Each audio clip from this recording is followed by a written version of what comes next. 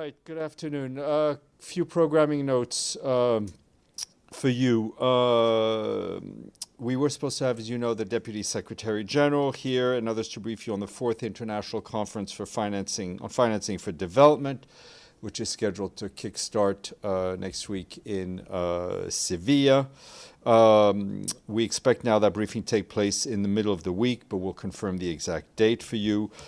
Tomorrow, we do expect to have Jorge Moreira da Silva, who, as you know, is the Executive Director of the UN Office for Project Services, otherwise known as UNOPS. He will be here to brief you virtually on his trip to Myanmar.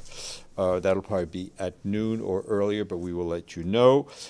Today at 5 p.m., the Secretary General will deliver remarks at a ceremony to welcome home the original UN Charter, 80 years after it was adopted.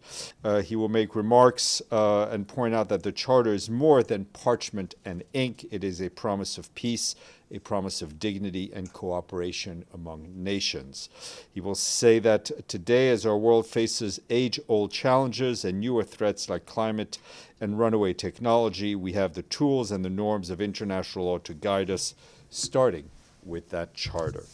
Also, quick announcement from our friends at the Office of Disarmament Affairs.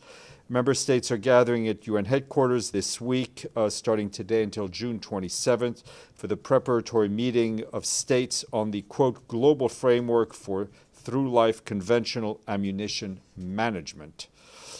As you will recall, member states in 2023 adopted the global framework, which serves as an international instrument containing political commitments to prevent diversion, illicit trafficking, and misuse of ammunition.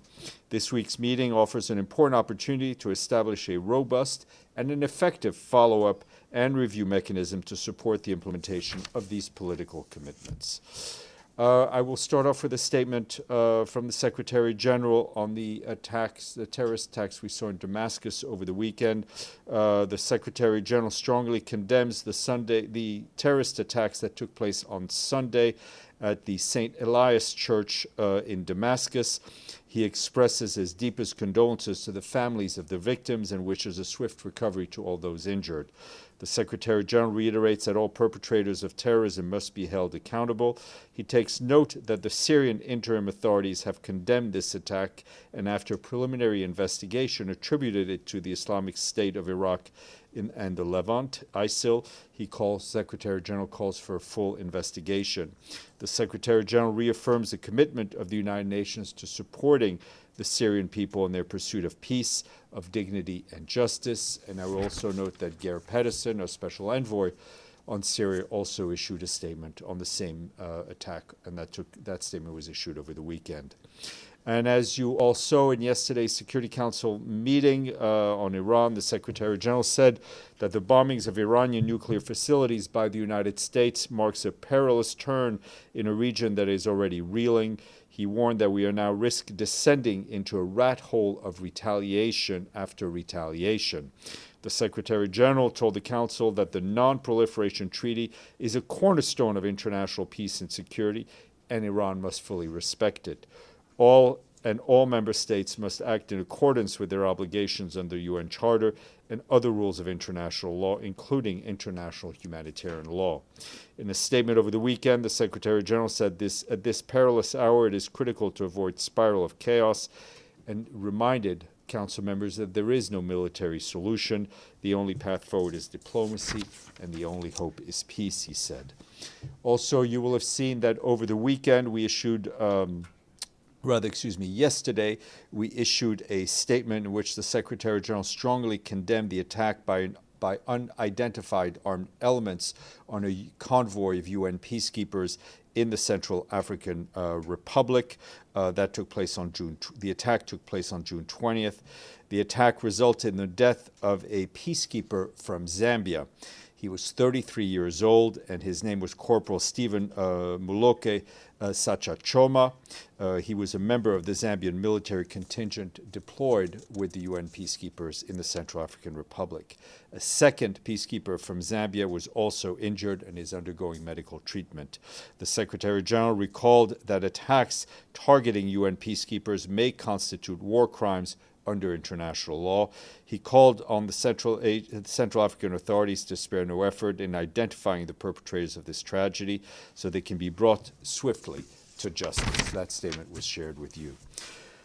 Turning to the situation in the Gaza Strip, our colleagues at the Office for the Coordination of Humanitarian Affairs warned that conditions there are deteriorating rapidly. Yesterday, OCHA's head of office in the occupied Palestinian territory, our colleague Jonathan Whittall, who is currently in Gaza, briefed journalists and warned of a pattern where people are being killed trying to reach food. Mr. Whittall said that we are seeing carnage, we're seeing weaponized hunger, and we're seeing forced displacement and a death sentence for people who are just trying to survive. Mr. Whittall reiterated that we, along with our partners, have a humanitarian plan by which we could reach every family in Gaza, as we have in the past, but we have been continuously prevented from doing so. Over the weekend, telecommunications were restored across Gaza after damaged fiber optic cables were repaired, and for the first time in days, our teams had more than 24 hours of relatively stable communication, something we've repeatedly said is essential to coordinate relief activities and just to save lives. But the colleagues on the ground warned that without urgent fuel deliveries for the generators that power the telecommunications machinery, telecommunications may very well go down again very soon. Fuel is also needed to keep emergency rooms running, to keep ambulances running, and to operate water desalination and pumping stations. Right now, our teams on the ground are rationing what little fuel remains and working to retrieve stocks stored inside Gaza in areas that are unfortunately hard to reach for us. Earlier today, one of our teams did manage to access a fuel stored in Rafah, and we hope to have good news about the mission success tomorrow.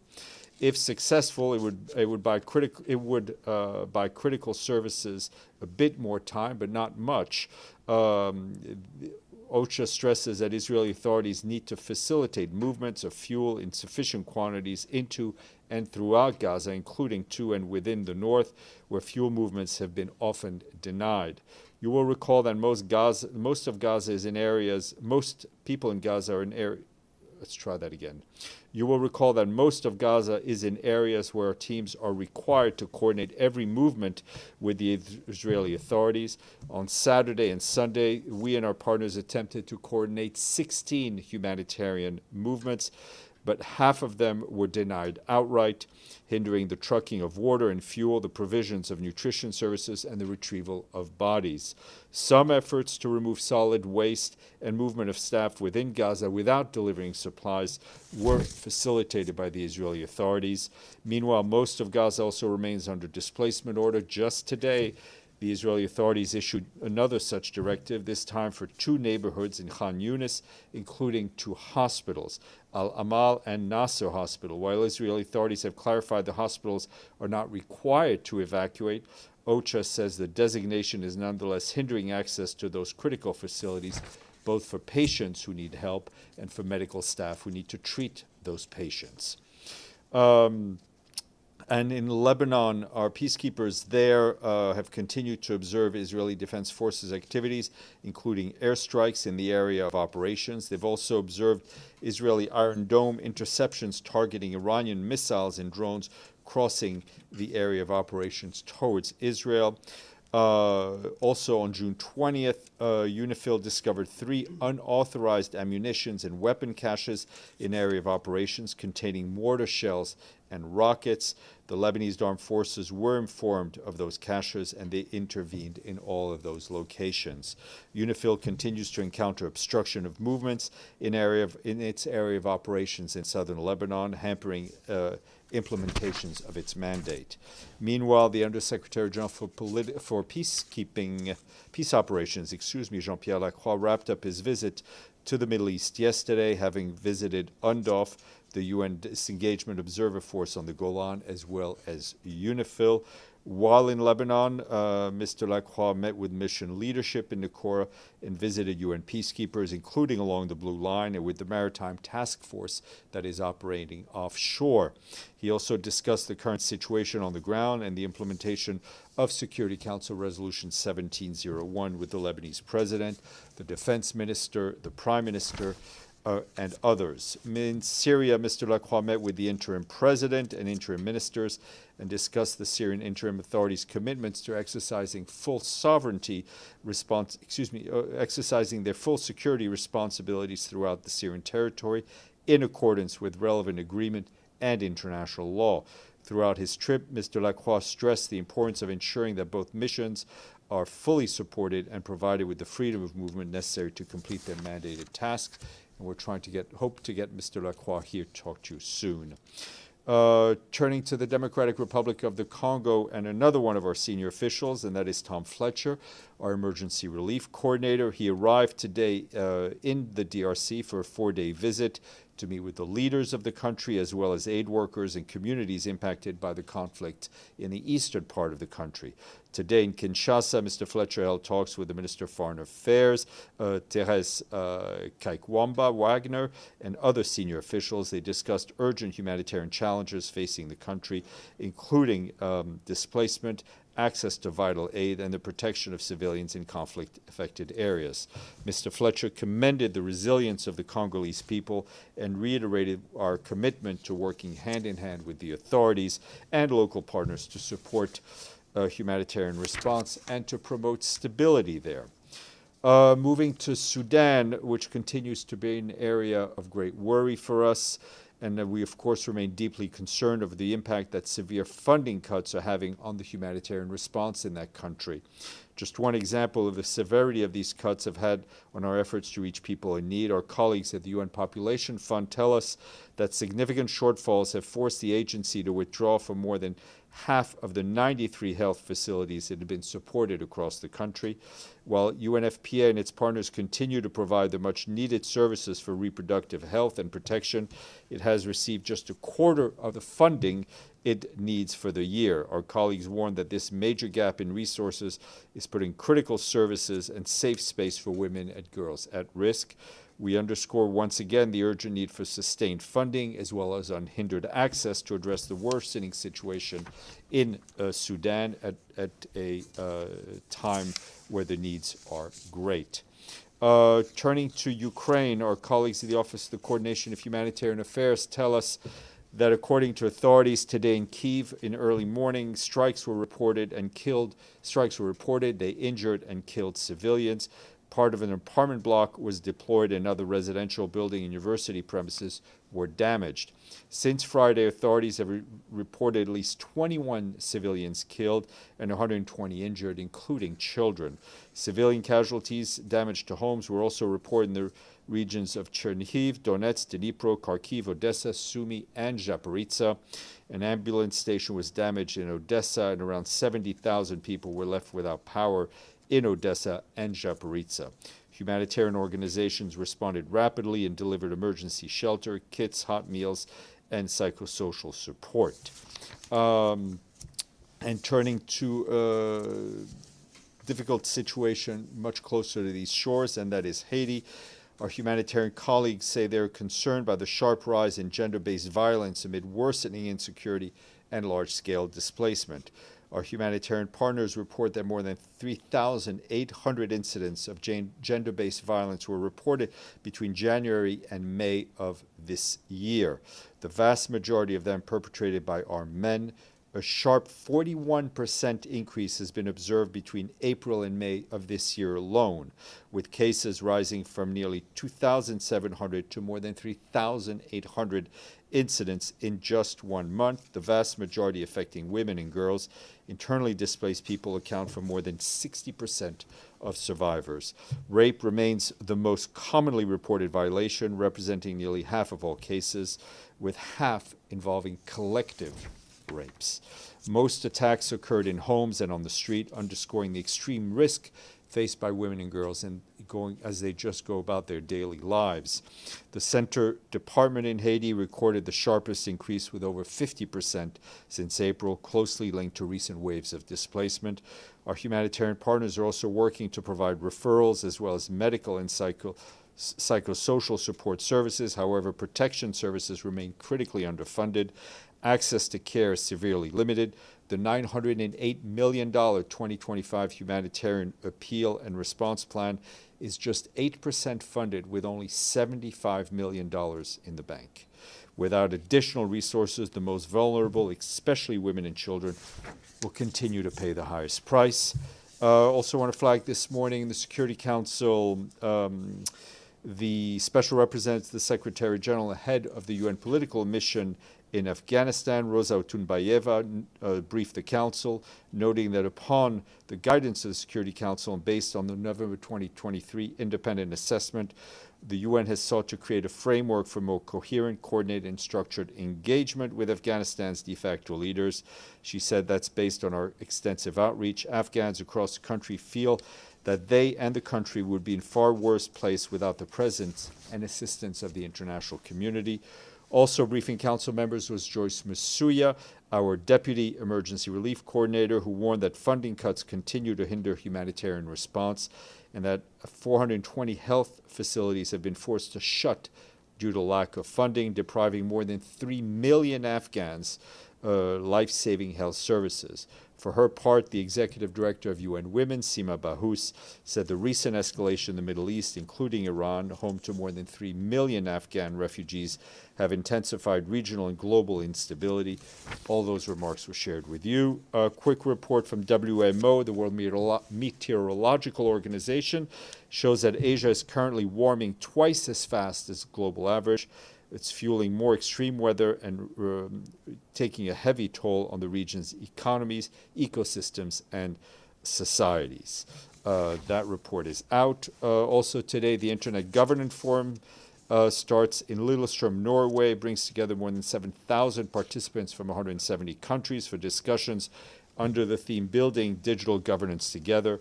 Conveyed by the Secretary General, the IGF is the world's leading platform for open and inclusive dialogue on digital policy. The session marks the 20th anniversary of the Internet Government Forum, and discussions will contribute to the Global Digital Compact adopted by member states last year. The key topics include artificial intelligence, digital inclusion, online safety, data protection, closing the digital divide, especially for the 2.6 billion people who are still offline. A few appointments to share with you. Today, the Secretary General, following consultations with the UN University, is appointing Aya Suzuki of Japan as Senior Vice Rector for the UN University. She succeeds Sawako Shirahase of Japan, to whom the Secretary General is grateful for her dedication and her service. Ms. Suzuki is a distinguished Japanese development economist whose main research interest is examining how developing countries can reduce poverty levels, with a particular focus on agricultural development. Also, two new resident coordinators, Zia Choudhury of Bangladesh and Sarango Ranaraksha of Mongolia, took up their new assignments as UN resident coordinators in Ghana and Kazakhstan, respectively. Zia Choudhury brings 25 years of experience in development and humanitarian action in roles across UN and non-governmental organizations. Prior to this post, he was the resident coordinator in Botswana. And Sarangu Ranaraksha also brings 25 years of experience in sustainable development across Europe and Central Asia, marked by progressive leadership roles. Prior to this appointment, she serves as regional advisor on environment at the UN Economic Commission for Europe. She's held a number of other posts. Couple of international days for you. This is an important one for me. Today is the UN Public Service Day.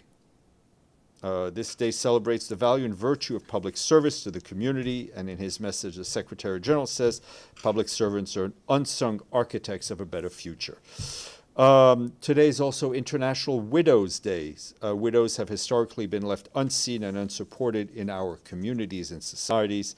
The day is an opportunity for action towards achieving full rights and recognitions for widows. No money for a while, so no quizzes, but I will entertain questions. Edie, then Pam.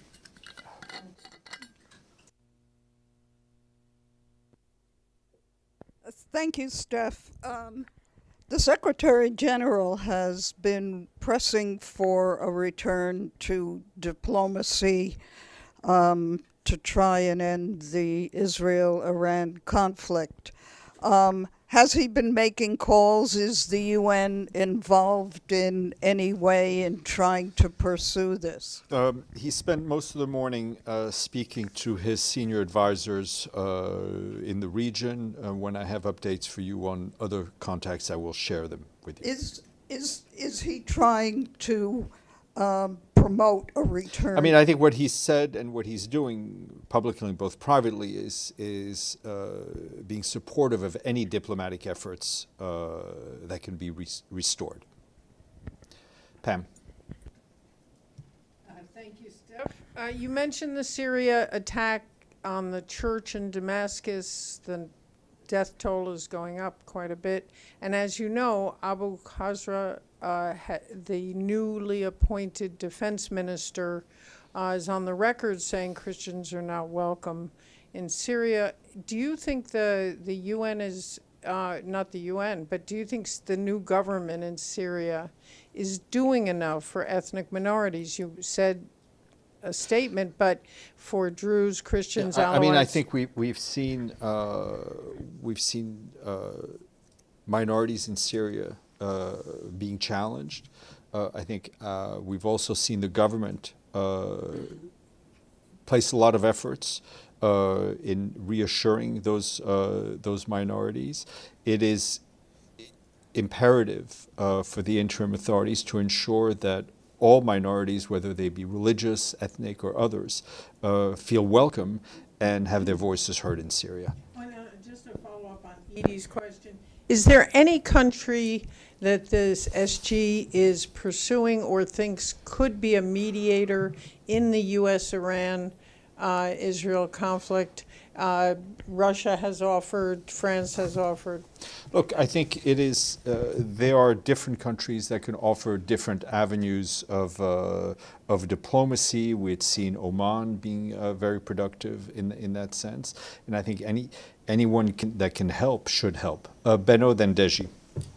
Thank you, Stéphane. Thank you for your public service. Thank you. U.S. President Donald Trump floated the idea of regime change in Iran. Israel bombarded a prison today in Iran with political prisoners. Does the SG think that regime change in Iran? What's his position? Look, I mean, the Secretary General stands against any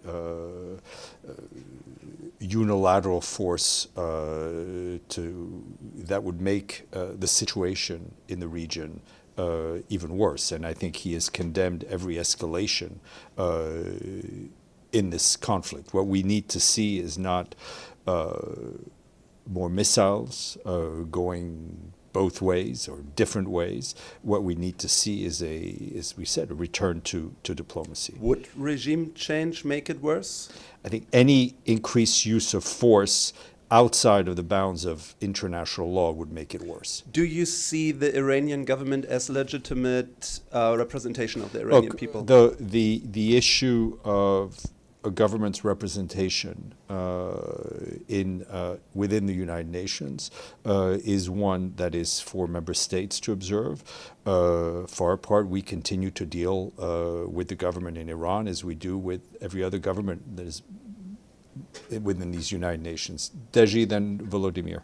Yesterday, I asked Ambassador Denun this. I will ask you the same question. Does the UN think now it's a safer place after the use of force by the United States? Say again? Is Middle East a safer place after the U.S. used the Look, force? The more we see unilateral use of force, the more we see violations of international law, the riskier the region gets. So we know there's this possibility that Iran might close the Strait of Hormuz.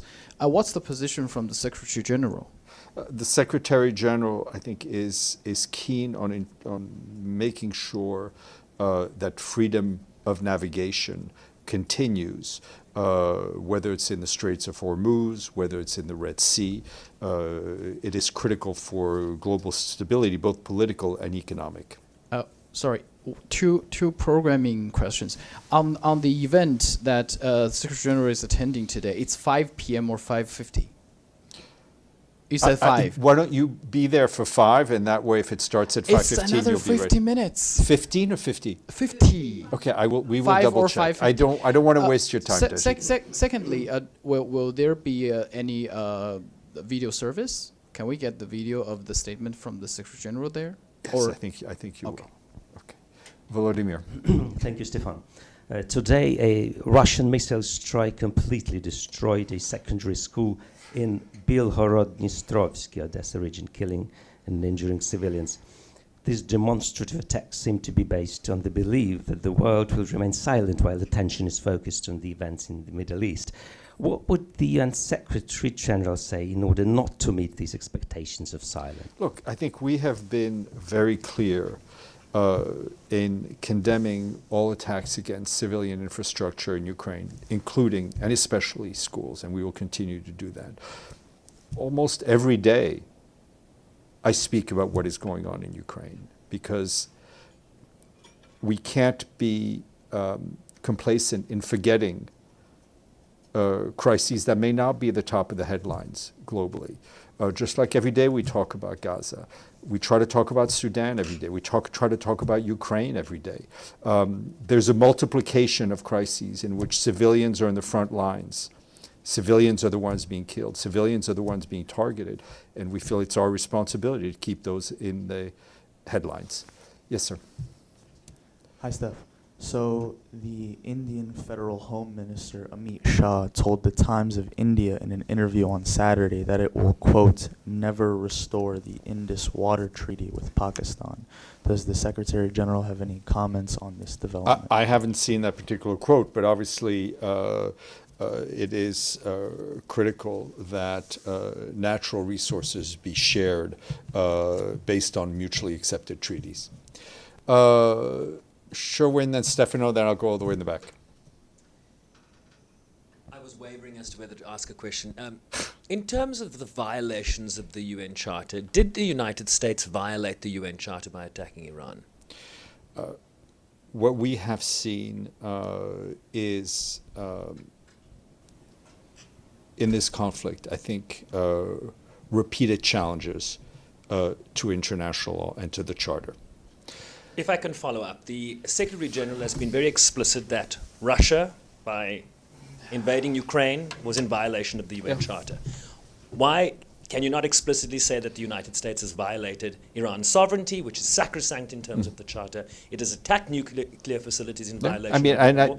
It's a yes or no question. I think the answer is in the statements the Secretary General has made. Stefano.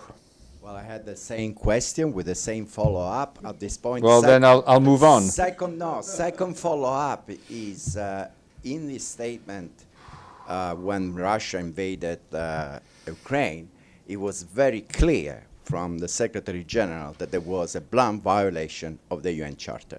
For what you told us today, also what he said at the Security Council, he said like he's worried about the UN Charter, concerned things, but he's not so blunt about the violation of the UN Charter. So is the UN Charter, again, being violated by United States and Israel in attacking Iran or not? I will leave you to read what the Secretary General said, and I will leave your freedom to interpret and analyze it at will.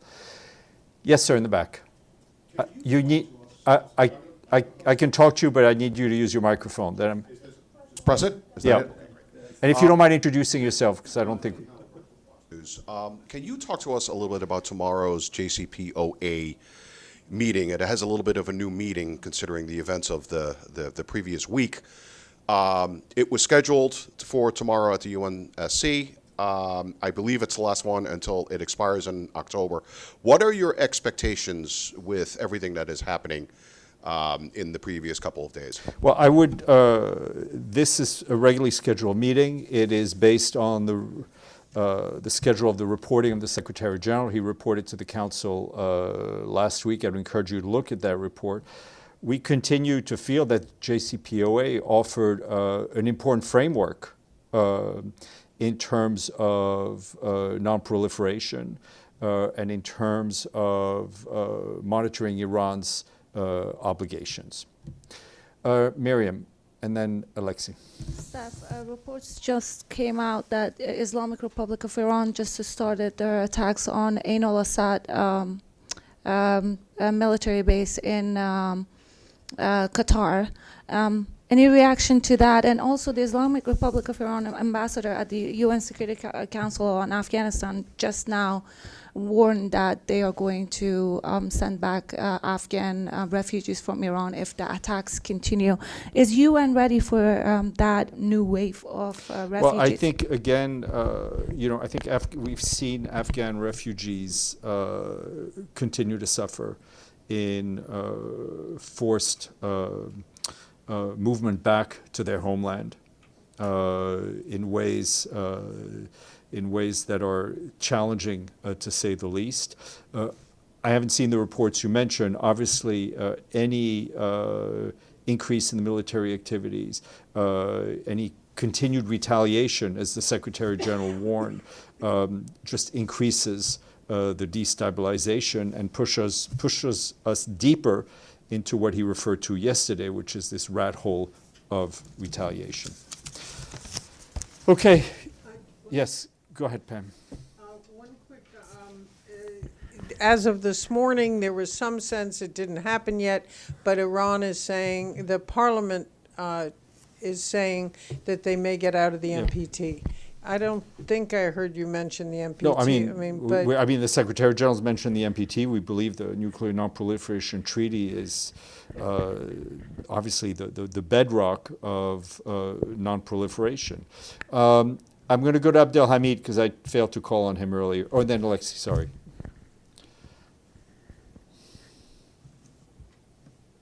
This was asked word for word by my colleague Sherwin, but I will ask it in different way. But I have also a question on Gaza first.